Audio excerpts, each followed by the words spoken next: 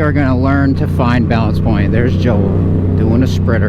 In this video, I'm going to assume you know how to power wheelie or clutch up in order to get into the wheelie to balance point. If you're not clutching up, I'd prefer you clutch up. Go check out my clutch up tutorial so you can learn. It's pretty easy. So balance point, I would say, is like when the bike is up and you're kind of like sitting up normally, you're going to be looking like right about here. What we're going to kind of cover is how much gas like you need to get to there, the steady kind of throttle control. I could dedicate a video to like working on throttle control, but really that's just kind of a seat time thing, and that's also like you'll be more steady when you're more comfortable with the height. So we're going to clutch up. We're going to stay really consistent on our throttle till about here, where we're able to kind of let off and get back on the gas. And this is without my foot brake. So I'm not even touching the foot brake right there. That was all engine brake. And so one of the things somebody might teach you if they didn't really learn the correct way is to stay on the gas and use the foot brake while on the gas to smooth out your wheelie or to not loop or whatever. I would not do that. A, because you can get brake fade that way, and B, because your dips can be way better. For example, like this, I go gain some speed, let off the throttle, I'm barely on the foot brake and I'm off the throttle, and I'm able to slow down a lot, and I'm able to like really dip the crap out of that wheelie, really slow down if I need to slow down. That's why it's better to be off the throttle and on the brake. What the hell? But yeah, as far as finding balance point, you're just gonna rise to this point where if you let off the throttle and your bike comes down really fast, you're probably not at balance point yet.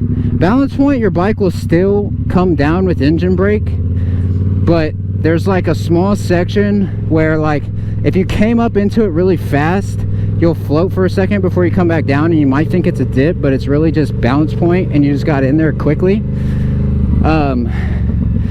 Yeah, let's see, I'm gonna just try to hold it really steady. This is right at balance point. Balance point means you're staying on the throttle too. You can let off the throttle a little bit in balance point, but you'll come back down. So for the most part, holding balance point means always being on the throttle. Some people say doing staggered is like the best way to learn this stuff. I hate staggered, but like, I don't know, you can do it, you can try it. It's just one foot on the back pegs, right foot on the foot brake.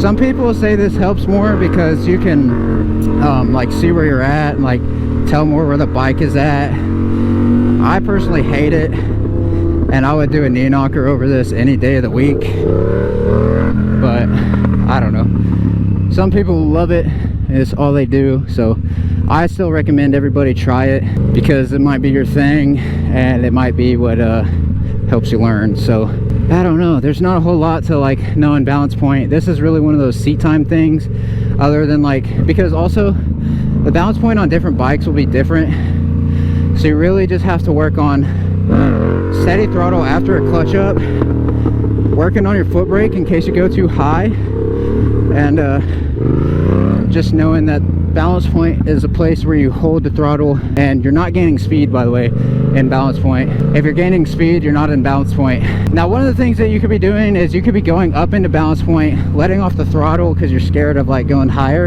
and then gaining some speed on your way back up to balance point. If you're doing that, I wouldn't say that you could really like hold balance point. I would just say like you're getting there, but holding balance point, I would say, is like not gaining any speed. And then if you really want to be able to like slow down after chasing for a second, you need to pass balance point.